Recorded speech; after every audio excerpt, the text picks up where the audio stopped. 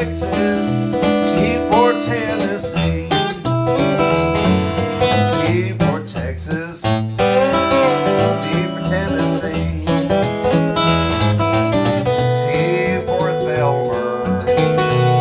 That gal has made a wreck out of me. Oh yeah. Yodelay, yodelay, yodelay. That sounds like a dog just got ran over out in front of my house or something. Oh, T for Texas. You know, I used to play that with Grandpa Jones, and Grandpa would have, oh man, he'd just be warping that little Gallagher guitar that he had, unless he played his, well, I guess that would have been a triple alt 45 or either a triple alt 42. I think he actually had both. Mark guitar, way back from the late 20s, early 30s. And in fact, there's a picture of Grandpa with that very guitar. And this is an album that I was on when I was just a very young man. And one of the producers was Arthur Smith, Arthur Guitar Boogie Smith. And also one of the guys that wrote Deliverance. Arthur was a great guitar player. Joe Maphis played on this album as well. Grandpa was raised in Kentucky, Henderson, Kentucky, not far from Merle Travis and where he was from. So Merle played on a lot of the early recordings. And so Grandpa loved fingerstyle guitar, and that's how I got the job with him. And that's what I want to talk to you about, why I play fingerstyle guitar. Every guitar actually that I have was designed for playing fingerstyle. Every one that I'll use here on this program, and this one is, oh boy, this is a really great one. This is an Olson. And whether you're playing the Travis kind of stuff, you know,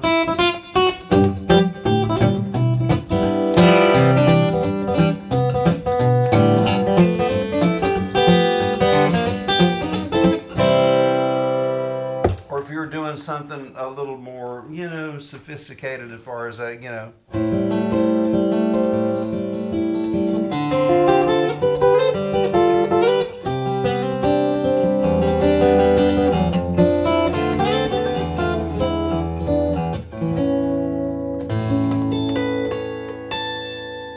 It's a great guitar for pretty much any style when it comes to fingerstyle music and playing that type of thing.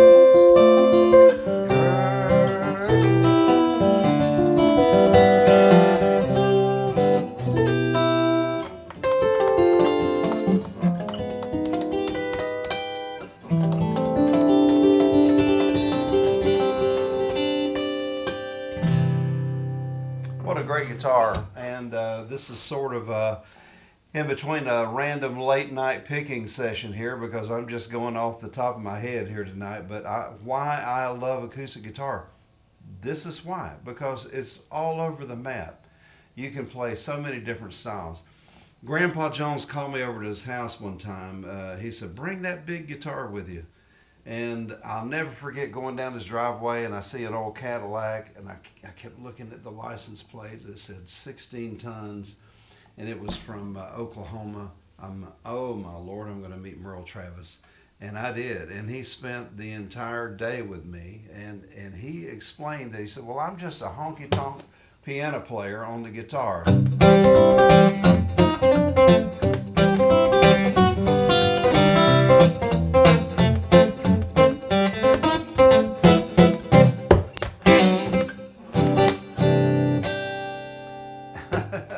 And I love Merle Travis. He was one of my very favorites. And you're going to see it at the top of my head a lot on this video. But I'd like to show you some other guitars. Now, Merle actually played a guitar like this. And of course, that was an Olson made by Jim or James Olson in Minnesota.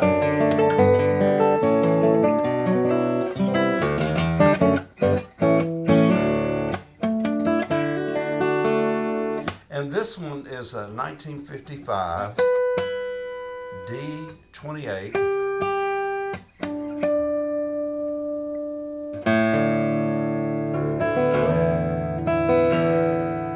And I wouldn't say that this was designed for fingerstyle guitar because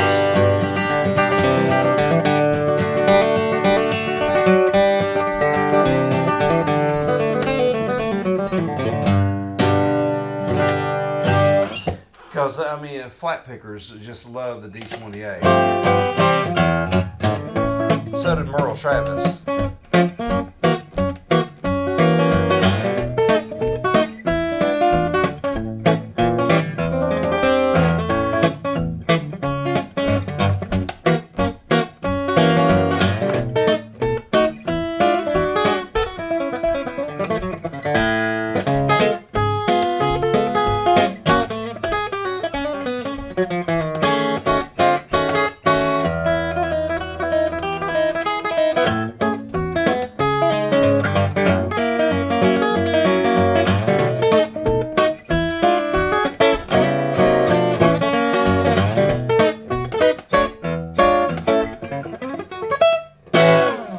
Now that kind of goes in between Chet Atkins and Merle Travis, where Merle was like, and Chet would have been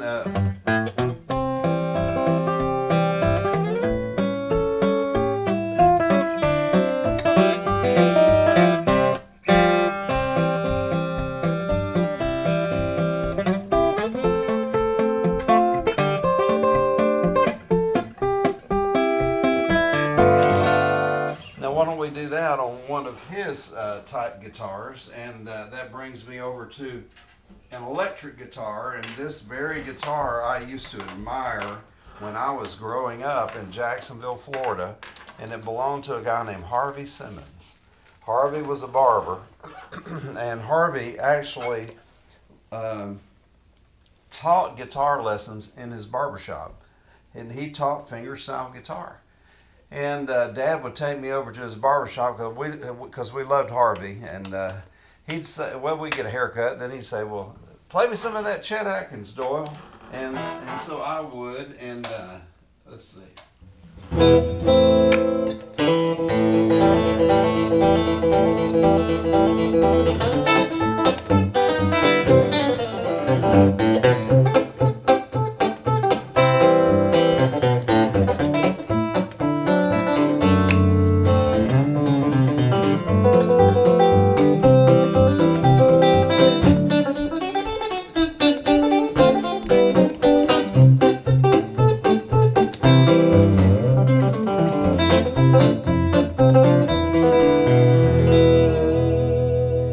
I love these two pickups here together.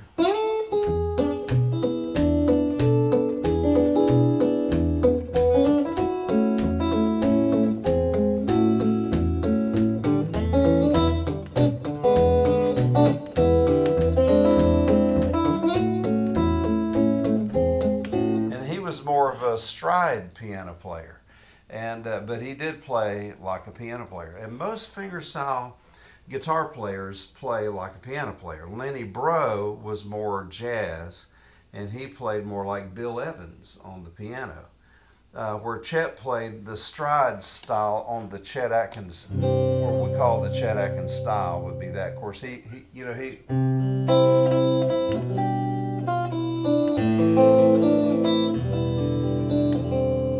Or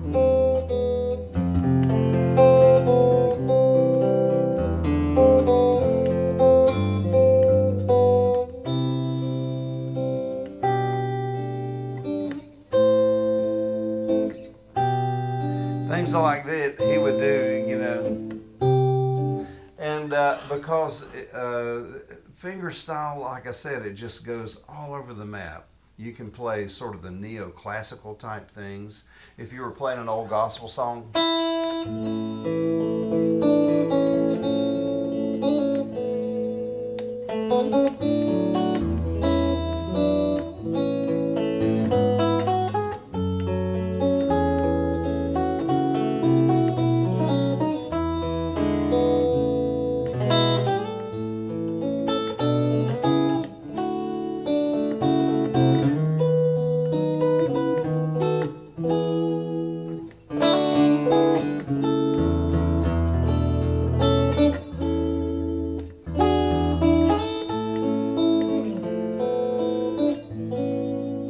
now I'll play that on an acoustic electric here in a moment, because on the electric like this, it's more just linear.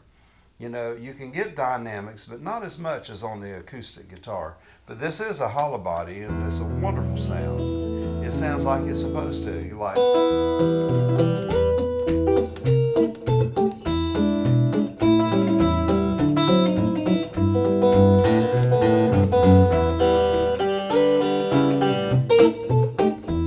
Where you have counterpoints, you know, you have your bass and your rhythm. Russell Malone said one time, talking about Chet, in fact, Chet Atkins, Russell Malone said Chet plays the whole guitar. And the whole spectrum is there because he plays his bass and his rhythm, you know. And so did Merle Travis, but in a different way, you know. Like when Merle Travis.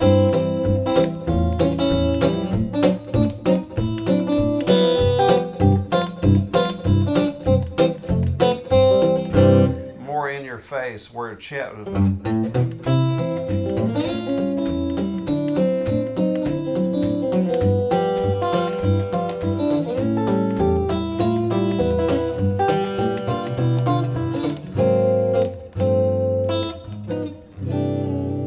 Lenny Breau came out with this.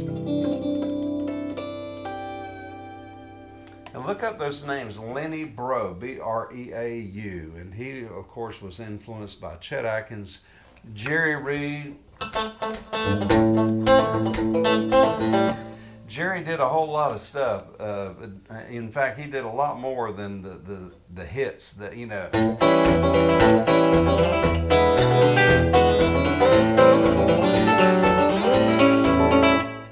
This frailing kind of thing, like Grandpa, kind of like Grandpa Jones had on the guitar, and on the banjo rather, and Jerry Reed had this frailing thing going on, and it was wonderful. It was incredible. But he did it on the guitar.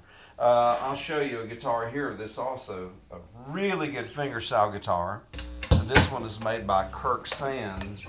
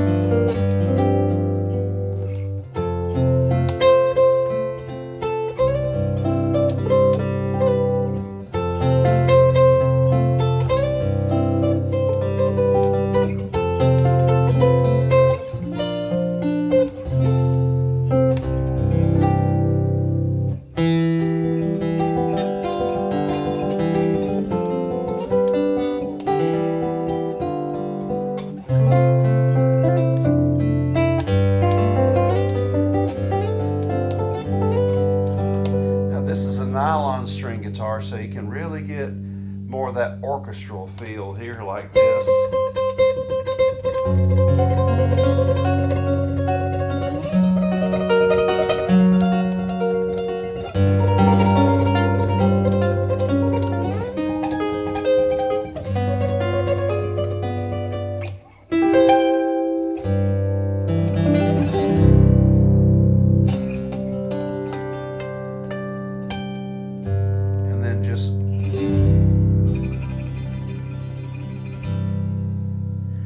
And so I'm using these three fingers here and my thumb, and I use a thumb pick. And this is made by Fred Kelly. There are other styles of thumb picks. I think I may have something else here. I don't know. I use that. This is called the speed pick, and I use it a lot. But I sometimes will use a little heavier pick as well, because it just gets a little bit of a different sound, just a little different sound. And so I use acrylic nails as well. I don't see one of those right now. I'll see if I can find one. But I use acrylic nails on these three fingers right here. And also, there are a lot of other fingerstyle guitar players that just use the calluses on their right hand and not a nail. And Tommy Emmanuel does that. Lawrence Juber also. And then you have other players like Mark Knopfler that does that. Mark also plays with his thumb without a thumb pick. He says, I wish I could play with a thumb pick. It's the smallest amplifier in the world. But I don't think he needs to. I think he sounds great just like he is. The smallest amplifier in the world, which makes sense. And one reason I like to use a thumb pick in place of a flat pick, there are a lot of guys that will play fingerstyle guitar, but they'll still hold a flat pick, and they'll use these, like James Burton does that, and he does a marvelous job because that's his sound. Billy Grammer, one of my favorite players. I think I may have an album of his down here somewhere. But Billy was very influential in my life. He had the Grammer guitar that you probably heard of, and he would play that way. But when you're using a thumb pick, you just free the index guy here, the index finger. And you can do different things, and when you're using like this, like...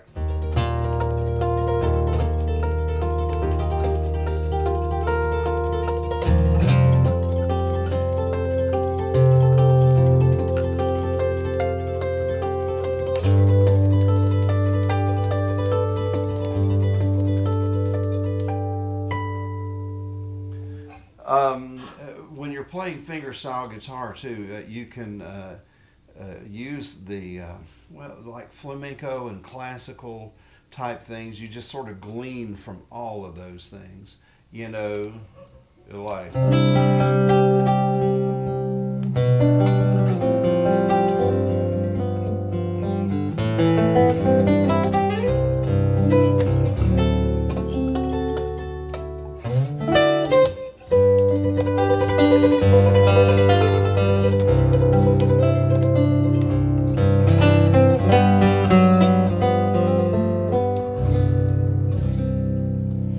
What you're doing, you're getting the bass and the melody line, and you're playing backup even on a song like this without the boom chunk Travis or Chet Atkins type thing. You're actually playing like a piano player, yeah.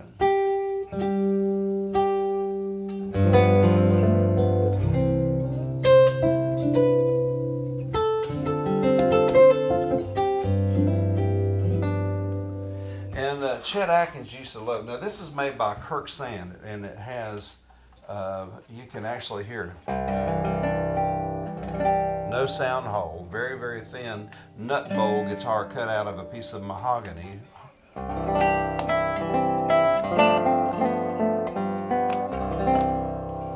And there are other guitars that are similar, or pardon me for that, and I should have had my Zoom on the floor here.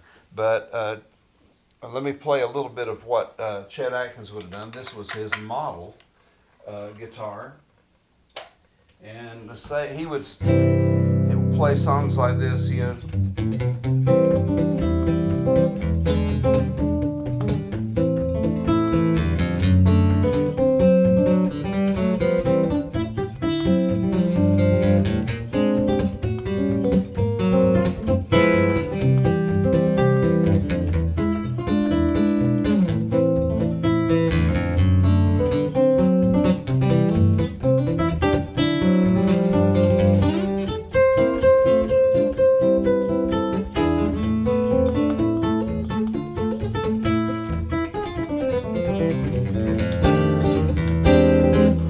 So you can do little runs like that.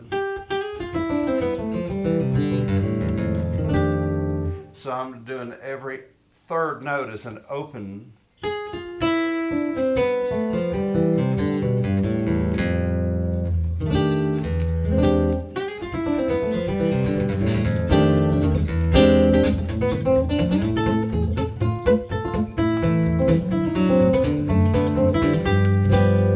And you've heard this.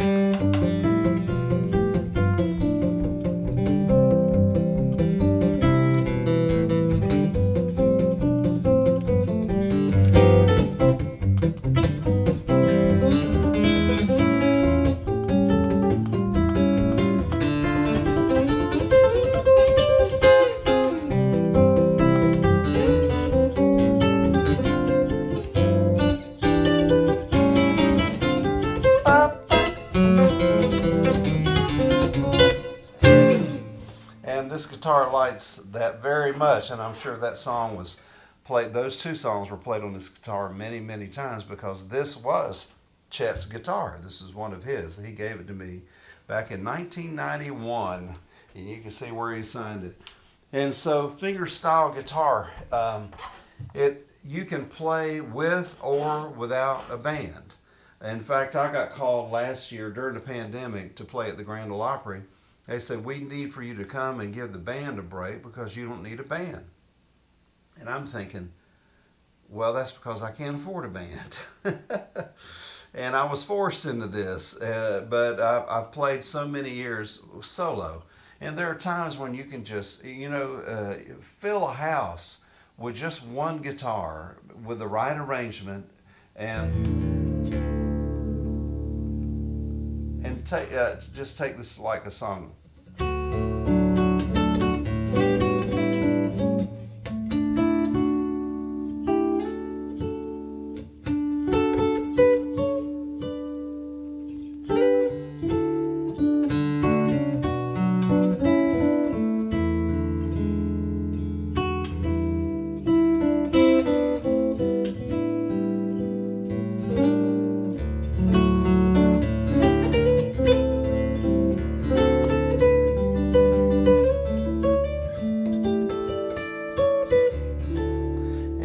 Color the arrangement with harmonics and that sort of thing, and it's also on your right hand. And so all of these are fingerstyle ideas. And here I actually recorded that song on this very guitar right here, and this is a Doyle Dykes model Guild that I designed for fingerstyle guitar. And we took an F47, made it thinner, because when you're playing with your right hand, if it's thinner, the sound bounces off the back and comes out the front. So it's basically a speaker, an acoustic speaker box. And so it's quicker. It's quicker to respond. When you're playing with your right hand, you can actually feel that. Also, we made these guitars 1 3/4 inches, and so that also makes a big difference to have that string spacing right. And this has the LB6 LR bag system.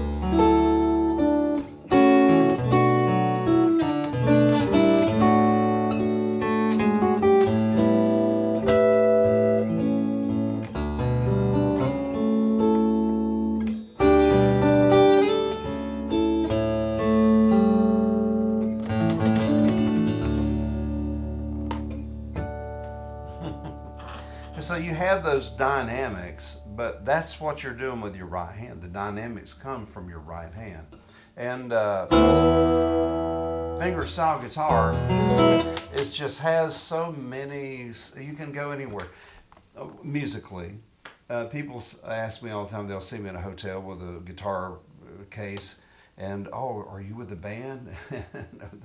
Here's my band right there, is my bass player, you know. My rhythm player, and then my lead guys are right here, you know. So whether you're playing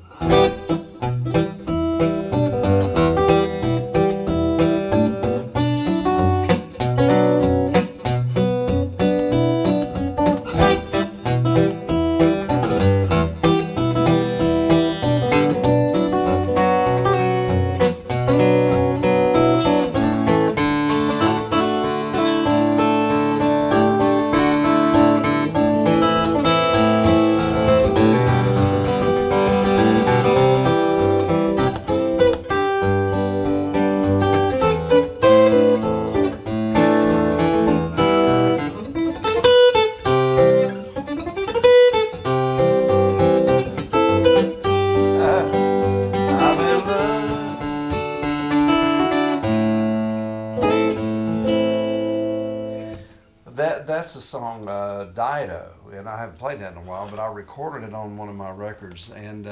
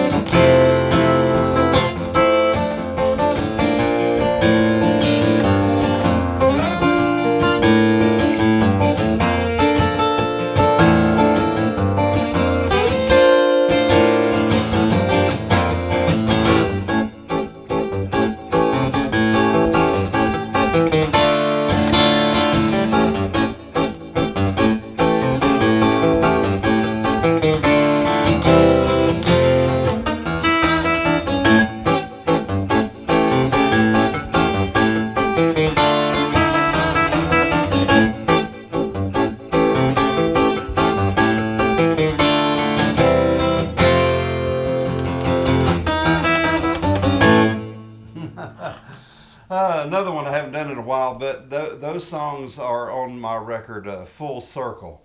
And of course, that's a logical song. At the end of it, but you have these two things going at the same time. If you listen, remember the album, the bass of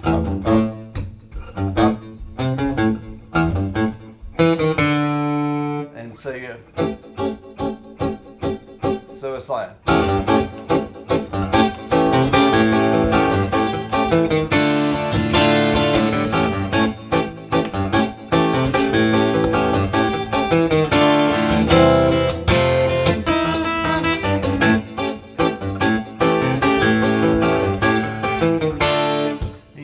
You can't think about it while you're doing it, but there are a lot of songs I've written. Let me try that.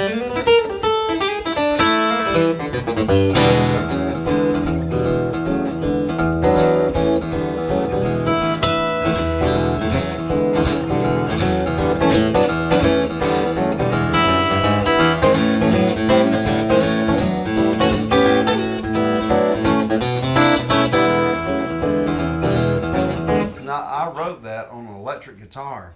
Nobody paid any attention to it whatsoever. But when I started doing this, I'm like,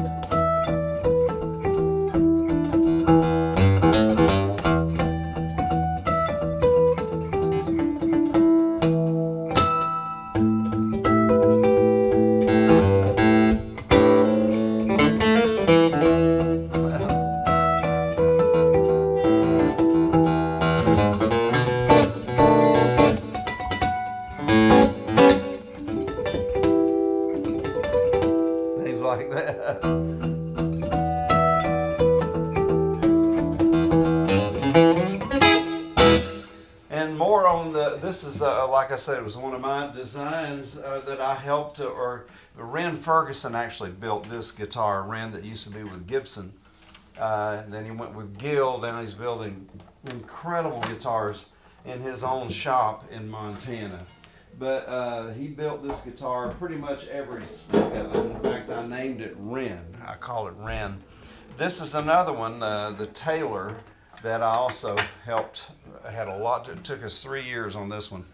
It has a hexaphonic pickup system in it, and but it's still an acoustic guitar. I mean, 1 inch and 3/4 neck. This one has a shorter scale. So does the Guild. The Guild has a 25 1/4, like a Paul Reed Smith electric guitar. This one has a 24 7/8 inch neck, which I chose that. And then Bob says, we're going to make all of our short scale guitars after yours. And so this was the very first short scale guitar. Now they came out with one officially. It was called the 30th anniversary. But he said, do you mind if we come out with that first and then we'll introduce yours at the next NAMM show? I said, this is your company. But that's how nice Bob Taylor is. But this is a great sounding guitar, also designed once again for fingerstyle guitar.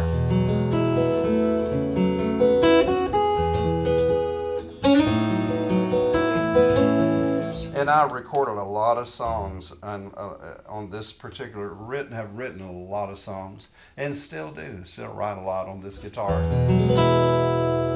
And you can do the orchestral type things, you know, but also you can do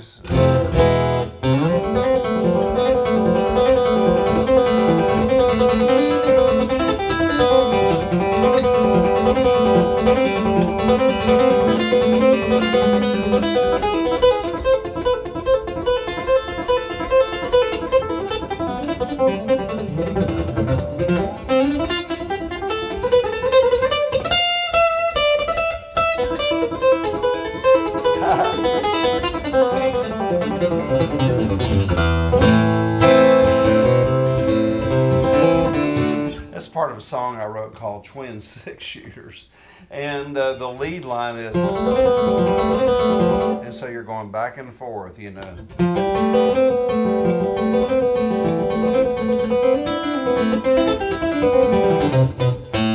And you can do that as fast.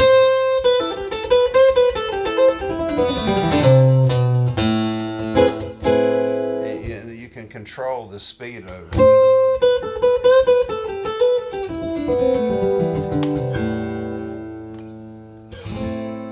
You know, and same thing when you're doing.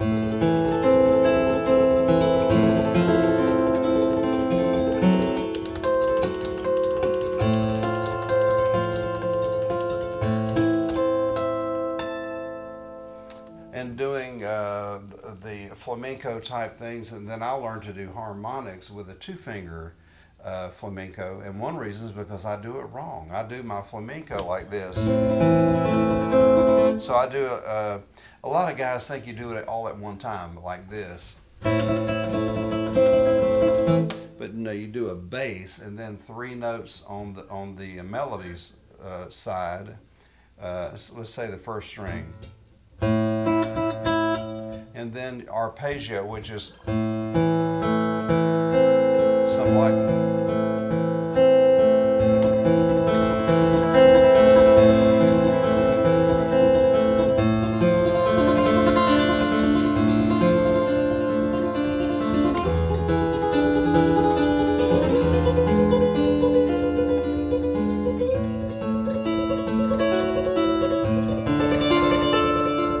Get louder.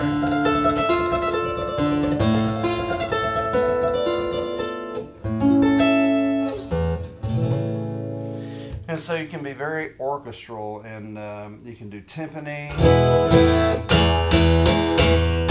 I'll turn it down on this one.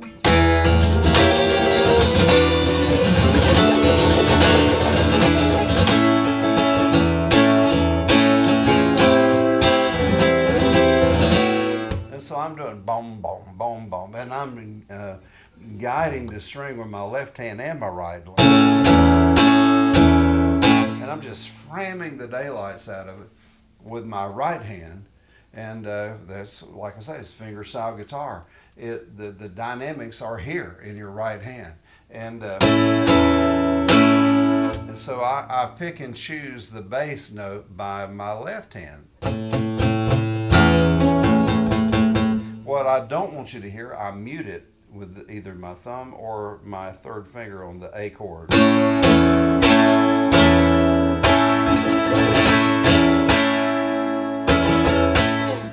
That's just one example of that, but there are many. And, I remember one time I was working with Al Demiola, and we were talking about things. I was playing at the James Burton Festival, and he came up and he said, "Show me some of that stuff you were doing out there." And he said, "Yeah, I understand. I do that. I do." He said, I grew up playing Chet Atkins. I wanted to play just like Chet Atkins and Merle Travis and Jerry Reed. And those guys were some of my heroes. But he said, I knew in fact, he said, I really got into pedal steel guitar. And I'm thinking, who are you and what have you done with Al Demiola? But a very, very nice guy.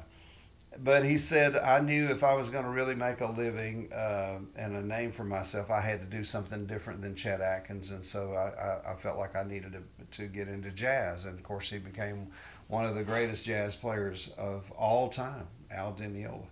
But he said he really started off playing fingerstyle guitar. I remember going over to Alan Collins' house, and I grew up in Jacksonville, Florida.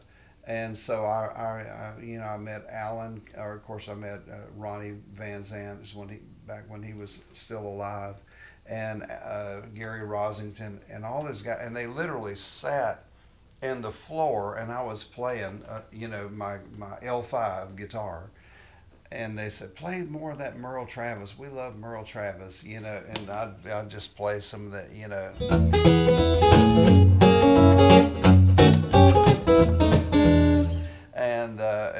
and then of course.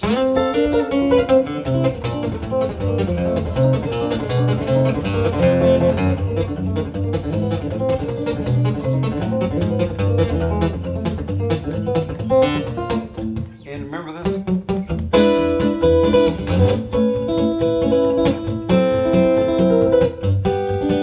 And then Jerry Reed would take it.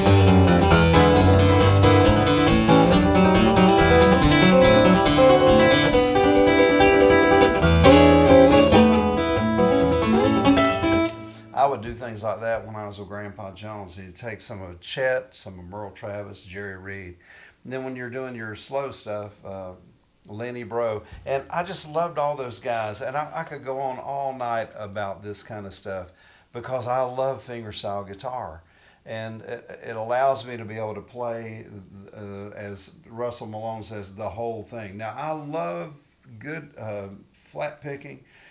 I mean, this kid Billy Strings and Molly Tuttle, and oh my Lord, you have some of the greatest musicians around today, and I love all that. I love this. I loved Doc Watson. Had a chance to meet and play with him and several times, and what an incredible. And Eric Johnson, very, very close friend of mine. In fact, I spoke with two by text today. Two of my favorite players, Steve Warner, who plays a lot like I do, but he plays great lead guitar using his thumb and fingers too, like Brent Mason does. And then Eric Johnson, of course, one of the greatest guitar players in the world.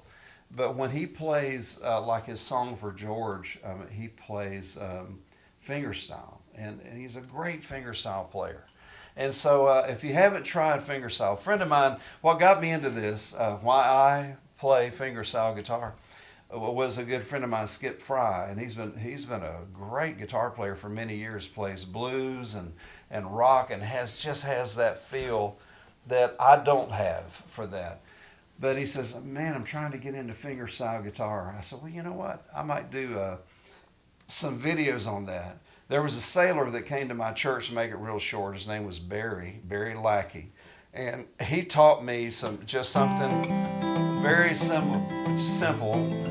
And I never forgot that, and I've taught that all over the world. In fact, I sent him a text today, and I said, Barry, if you don't mind, I'm gonna teach this again and put it on YouTube and maybe show others. I said, where did you learn that little pattern? He showed me a Merle Travis, something I played a while ago. He showed me that too, but that pattern, I said, where did you learn that? He said, Doyle, I don't know where it came from, but perhaps that day, maybe I was the best teacher and you were the best student. And I'll never forget that. But Barry Lackey said, and I had his approval today. So I have this behind me, and that's what this is about. So I'm going to do a guitar pour series on how to play fingerstyle guitar. Fingerstyle guitar, it's been a real blessing in my life. It really has. We have so many things. I'd really love for you to like and subscribe to our YouTube channel. I don't always talk about that, but my friends keep saying, you need to mention that. So I am. And so if you will like us and share these videos if you like them, and especially, but also subscribe to our channel. That'll be a blessing to us. Well, I'll be getting this up here really soon, and I'll be sharing more stories about fingerstyle, why I play fingerstyle guitar, and I hope it'll be a blessing to you. Thanks so much for watching.